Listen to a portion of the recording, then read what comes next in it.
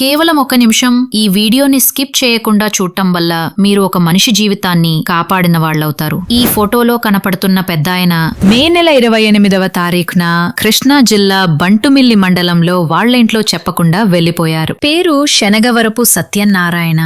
ఈయన వయసు 60 సంవత్సరాలు, రంగు నలుపు, ఎత్తు 5 అడుగుల 2 అంగుళాలు ఉంటారు. చివరగా గుడివాడ రైల్వే స్టేషన్ దగ్గర సీసీ కెమెరాల్లో కనిపించారు. మచిలీపట్నం ప్యాసింజర్ బండి ఎక్కినట్టుగా చెప్తున్నారు.